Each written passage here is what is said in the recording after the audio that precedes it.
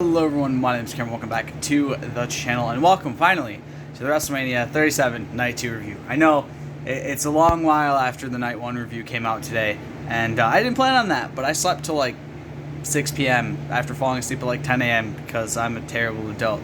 So, before we jump into that, I do have some new things to show you. I got two new controllers from PlayStation Direct. I bought the gold one, and then I bought the rose gold one because they had literally like no options on their website really for what I wanted. I wanted two specific ones, but they didn't have them available, and the third party source I was going to get them through from Walmart was just kind of terrible, and the reviews had shown that it didn't really work very well and it stopped working very quick. So I just got these two from PlayStation Direct instead. I'm going to be buying some new controllers here soon, probably again, just to be safe, to make sure. Probably be buying a new headset too, because mine's starting to crap out on me. They only last so long around my house because of sheer amount of usage. God damn it. Alright, but anyway, on with the review. So the first match was The Fiend versus Randy Orton. The prediction was The Fiend for both myself and Jesse. Some country artist named Ashlyn Croft came out saying America the Beautiful. It shows the stars from the night before instead of actually, having them back out on the stage again. They did the same sort of video package cold open thing that they did from the first night.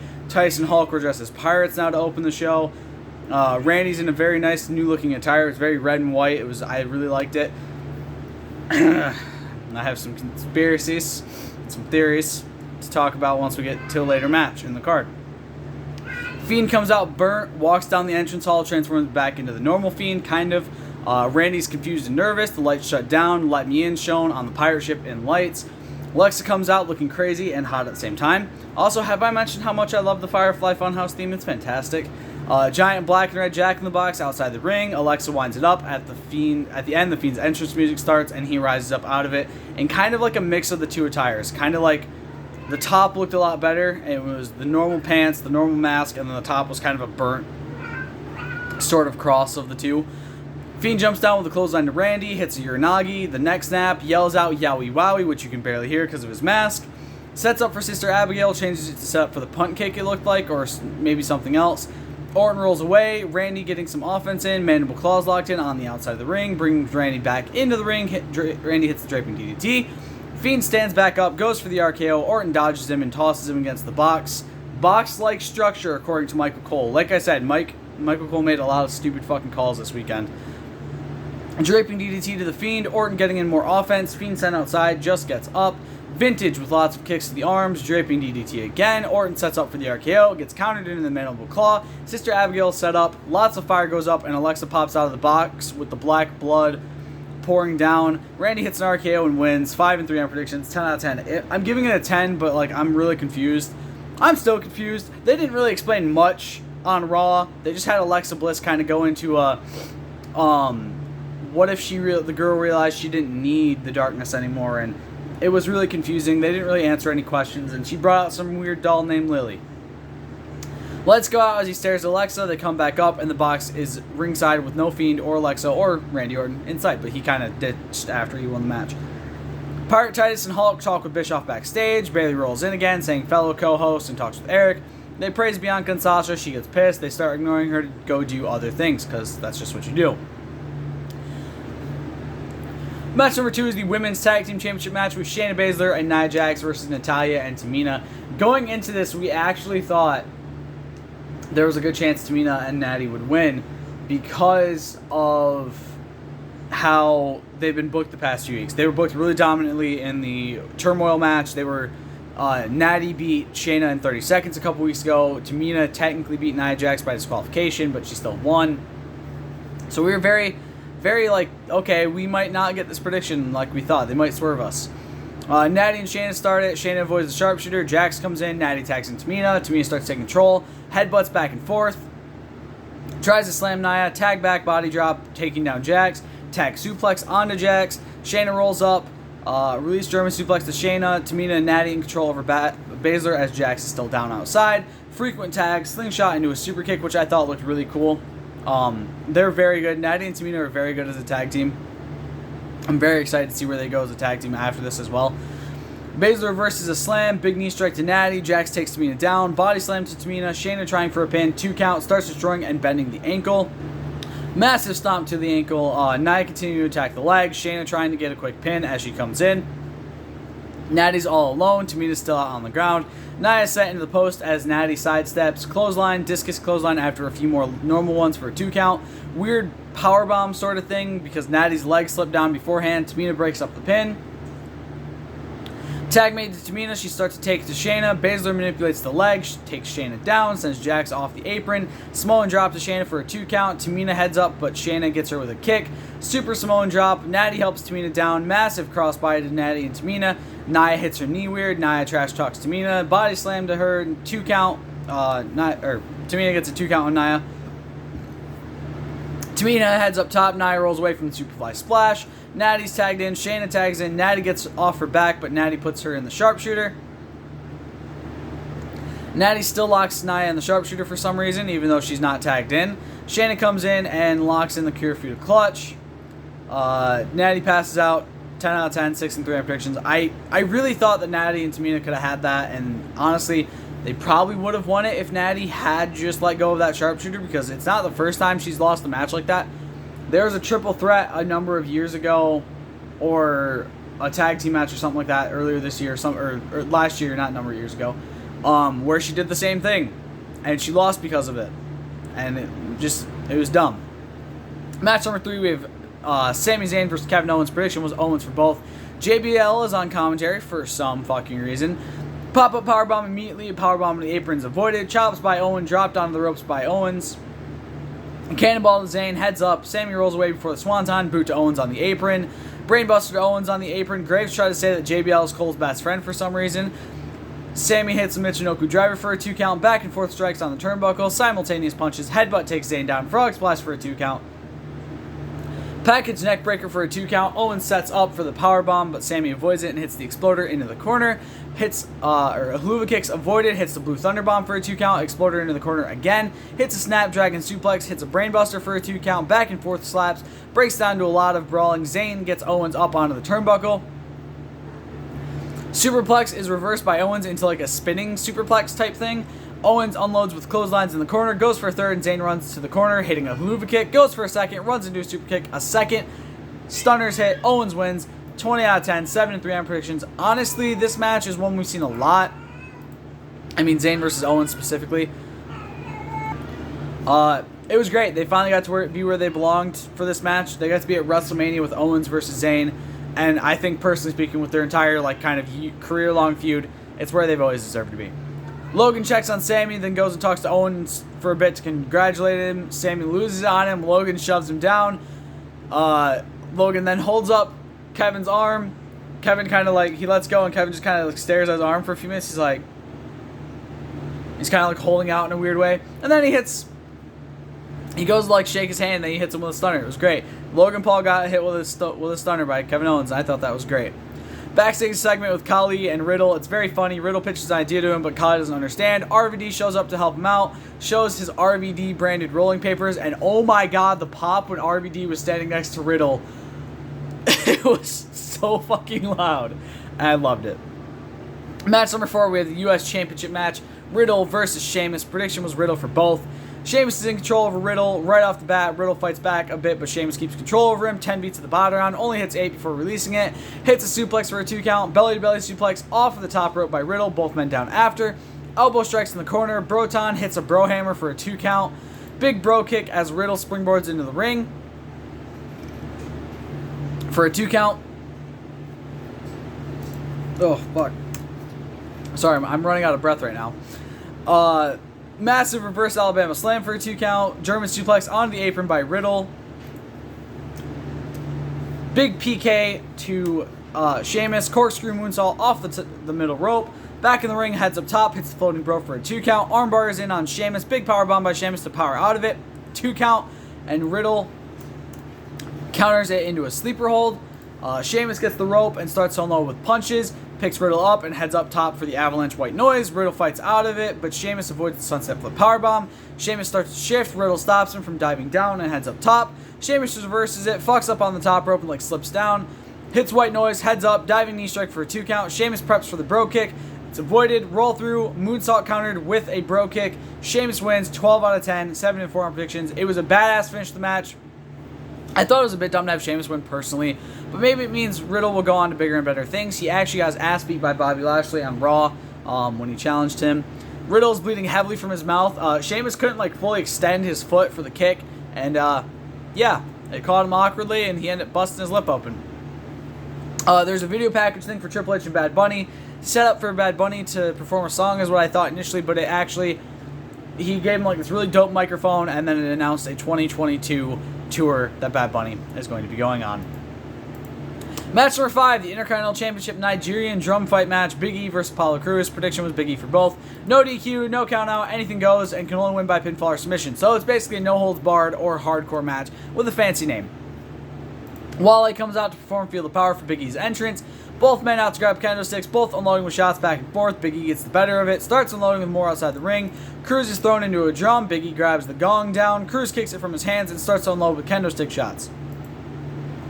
Big E dodges a strike in the ring, bounces off the ropes, and hits the big spear through the ropes, taking Apollo down off the apron, sending him very far back. Grabs the ring steps, grabs the bottom, and sets it down outside the ring. Apollo hits a Death Valley driver onto the ring apron. Crews goes out and grabs the top steps, bringing them to where the bottom ones were set by Big E. He stands the steps up and kicks Big E down onto the bottom step, throws the steps down, but E rolled away before he got sandwiched between the two. Crews gets a big boot on the apron, hit with a Uranagi onto the steps that Big E set up earlier, halting Crews' momentum. Big E walks around and grabs a table. Enziguri to Big E, unloads with kendo stick like crazy again, sets Big E up on the table, frog splash, but E avoids it. Big ending, and out of nowhere, Babatunde slash Dabakato slash, I think his name is now Commander Aziz, comes out and attacks Big E, hits a massive choke slam on him, helps Crews up into the pin. Crews wins 10 out of 10, 7-5 on predictions. I mean, I'm not happy about this. I've never really been a big fan of Crews, so seeing him win is kind of meh. Seeing the way he won is even stupider to me, but I do enjoy seeing Babatunde slash Dabakato back, as he was last seen on Raw Underground and then got squashed by Braun Strowman, and then that was it. But yeah, it was really cool to see him back, and I'm very excited to see where this goes on SmackDown, even if I don't enjoy the fact of him having the championship. I hope this means Big E might move on to a bigger and better title, going for WWE Universal Championship, maybe? But we'll get to that. Match number 6, we have the Raw Women's Championship match with Asuka versus Rhea Ripley. Prediction was Asuka for both. Video package was Stone Cold hyping up next year's WrestleMania from Dallas, Texas at the AT&T Stadium. They've had Mania there a lot in the past. I believe, if I remember correctly, WrestleMania 32 was from there, or WrestleMania 31 was from there. One of the two. Alright. Next, it shows the 2021 Hall of Fame class stuff. Again, congrats to all members of the Hall of Fame this year, but especially to RVD, Kane, and the Commissioner of SmackDown for Jesse and my WWE 2K Universe mode, Eric Bischoff. Ash Costello comes out to perform Rhea's song. It was okay. I don't really like live performances with no screamo auto-tune sound terrible, especially that song. It did not sound nearly as good as it should have, and I don't really know why. So for those of you who don't know, with Asuka, she is yet to win a single match at WrestleMania at this point. She has, just let that sink in real quick. One of the most dominant women in WWE history has never won at WrestleMania, but has done literally everything else she could. She's had a huge undefeated streak, the longest reign as far as I know with the NXT Women's Championship. During that undefeated streak, she's been a Raw Women's Champion, a WWE Women's Tag Team Champion, a SmackDown Women's Champion. She was the first ever WWE Women's Royal Rumble winner, and she's a Women's Money in the Bank winner, but has still yet to win at WrestleMania at this point. I mean, the only thing she hasn't done is the NXT Women's Tag Team Championships, but those just kind of got put in, so that's fine. Asuka taunts Rhea as the match starts. Dropkick, brawling as Asuka takes control very quickly. Trying for lots of pins, fighting outside. Big knee strike to Rhea. Lots of strong kicks to Rhea. Hip attack is dodged. Kick takes Asuka down. Facebuster Asuka for a 2 count. Ripley's in control, taunting her. Rest hold, slapping the back of her head repeatedly. More taunting by Ripley. Big kick caught by Asuka into a knee bar. Rhea powers up and hits a German suplex for a 2 count. Ripley slams Asuka into the turnbuckle a few times, sets her up top. Asuka elbows her down, hits a big missile dropkick. Hip attack in the corner, spinning back fist, roundhouse, hip attack for a 2 count. Dropkick taking Asuka off the top turnbuckle to the outside, smashing down on the apron hard. Alabama slam to Asuka on the apron. Asuka hits a big diving DDT off of the apron, taking Ripley down outside. Running knee for a 2 count, kicks to Ripley's face, sliding knee reverse, lots of stomps, gets in the standing cloverleaf that I can't remember the name of. I think it's called the anchor, but I don't know for sure. Asuka counters it into an armbar. Ripley gets her up and tosses her into the corner. It was a bad toss, though. It really looked kind of shitty, and she kind of slipped and tossed her kind of in the bottom turnbuckle. It was bad. Headbutt before suplexing Asuka from the apron over the ropes to inside the ring for a 2 count. Asuka gets the Asuka lock in. Rhea counters to a roll-up 2 count. Kicks to a kneeling Ripley. Ducks under the bounce back kick. Riptide. Ripley wins 8 out of 10. 7-6 on predictions. I thought the match was alright, but it didn't look as good as it should have. Rhea didn't look that great. A lot of the spots looked awkward. The big spots were cool, but that added to Rhea winning, which I really didn't want, and that was her debut, and like a match with no build. It was just underwhelming, and I want to say that it wasn't that bad, but it was bad to me. Now, I'm not saying that as somebody who doesn't like the stars that were in the match, because I personally love both Asuka and Rhea Ripley. They're two of my favorite people in the women's division right now. But the match itself just felt meh. Like, the build to it was crap. Rhea literally debuted like 2 weeks ago on Raw, and that was her first match, which I know I granted almost his first match was also at Mania, but it was different. That one had some build to it. Rhea just kind of got thrown in here, and I think I know the reason why. So Charlotte came back on Raw after WrestleMania, and she said she doesn't take opportunities, she makes opportunities. And I think what actually happened is this. If you guys don't know, Charlotte Flair had COVID a couple weeks ago. I think the plan was Charlotte versus Asuka, with either Asuka getting her win back or Charlotte taking the title. One of those two things was what I was thinking was going to happen. Meaning, Rhea kind of just got thrown into that match last minute because they had no other plan. And that was that.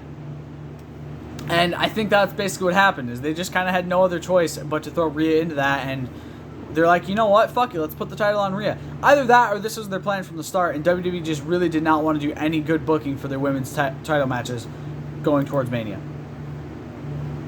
Also on Raw, we had the return of the Viking Raiders beating Cedric Alexander and Shelton Benjamin in a tag team match. We had a match between Dana Brooke and Mandy Rose and Nia Jax and Shayna Baszler, which actually there was 2 more botches from the tag team turmoil match that I didn't find out about until later. Apparently there was some wardrobe malfunctions during the match. Dana Brooke had an issue, and I guess Carmella's top was a little bit slippy and had a few issues as well. Match number 7, we have the Universal Championship Triple Threat match. Roman Reigns versus Daniel Bryan versus Edge. Prediction was Edge for both. Hulk Hogan and Tyson come out again, say a bunch of nonsense. Thanks fans for watching Mania. Bayley comes out to trash talk them again. Says they forgot to thank her. I don't know why, but okay. Makes them hit her pyro, which I thought looked pretty cool. The Bella Twins come out. They go to start talking. She's like, no, you don't talk. And I was like, I love her. Bayley shut the Bella Twins up. Said, no, you don't get to talk. Starts laying into them, and I love it. She even says, I don't know if you heard, but John Cena is not here tonight. And then the Bella Twins beat the shit out of her. And, like, are we supposed to like that the Bella Twins did that? Because Jesse and I didn't. We would have rather had the Bella Twins just fuck off.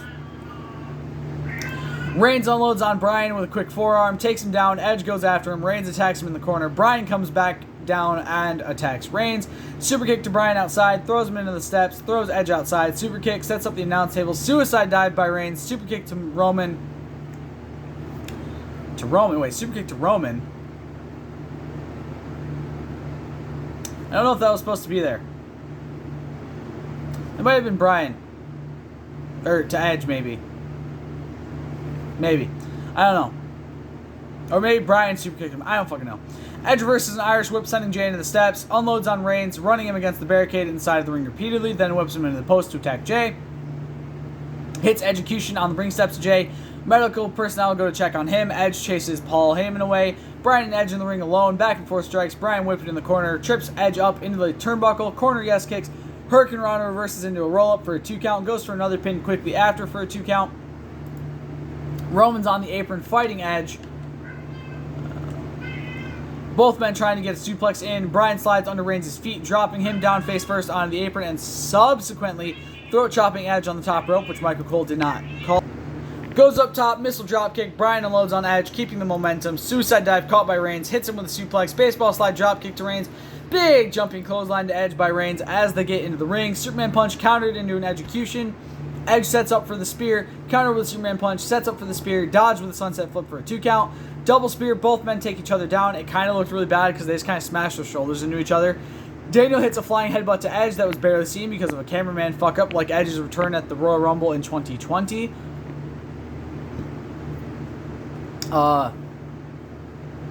Hits one on Roman Reigns for a 2 count. Yes kicks to Edge and Roman. Last kick's reversed by Reigns. Running knee to Edge. Big kick to counter the Superman punch by Reigns. Hits the final yes kick for a 2 count. Stomps on Reigns' face. Yes lock in on Reigns. Edge stops it by diving onto them. Yes lock in on Edge. Roman breaks it up and starts unloading with punches and hammer fists and elbows in on Bryan. Powerbomb to Bryan onto Edge. Kicks Bryan out of the ring. Roman sucks chance. Roman moves the steps over by the announce table. More Roman sucks chance. He's like, no. Like, no, I do not. I don't suck. He was shaking his head no that he didn't suck. I thought it was fucking hilarious. Spear to Roman off the steps as Roman was taunting the crowd. Edge slides Roman back in the ring, goes and grabs 2 chairs, only brings one in. Roman stops him, tries for the guillotine as he slides the chair away. Crossface in on Reigns after Edge slams his throat into the rope, grabs a piece of the chair and uses that to make the crossface worse. Daniel Bryan stops him from tapping and gets the yes lock in. Headbutts between Bryan and Edge as Roman's like passed out, just going repeatedly. It was, look, if you haven't watched that part of the match specifically, go watch it because it's fucking hilarious. Daniel starts unloading on Edge with punches as they let Reigns free. Finally, stomps to Edge onto the neck, goes for the running knee, reversed into a spear by Edge. Superman punches missed, spear to Reigns. Daniel pulls the ref out. The refs in Roman matches right now should be paid extra because they keep being hurt and attacked. Like, come on. They're just trying to do their job. Edge grabs 3 chairs, slides 2 into the ring, hits Bryan with 1 quickly before throwing him into the ring and heading in. Unloading on Reigns and Bryan, slides a chair under the head of Daniel Bryan, puts one under... Wait, I missed something. Oh, did I say... I think I said powerbomb to Bryan through the announce table. Never mind. I hope I did. Hits Concerto on Daniel. Jey Uso jumps in the match and attacks Edge with a hit with a spear as he goes to hit him with the chair. Roman hits Edge with a spear as he was destroying Jey with chair shots. Concerto to Edge. Slides Edge onto Daniel. Covers both. Reigns wins 25 out of 10. 7-7 on predictions. Great match. It was very brutal, but it had a very fucking shitty ending. I'm guessing there's a story that's going to be coming out of this, since normally when there's like a double pin situation, they focus on everyone's shoulders, and they only focused on Bryan's. They didn't focus on Edge's shoulders, so like, did Edge pin Daniel Bryan technically? I guess we'll see. All in all, I give WrestleMania 4 out of 5 stars. The match of the event has to go to the main event, with honestly Sasha versus Bianca being a very, very close second. Worst match is tough, but I do have to give it to Rhea versus Asuka. To me, that was the worst match out of the entire event. But all in all, I thought the event did really good. The good matches were really good. The bad matches weren't too horrible. And yeah, so I hope you guys have enjoyed. Let me know what you guys thought of WrestleMania, both Night 1 and Night 2, down in the comments below. I'll see you next time. Stay golden. Peace.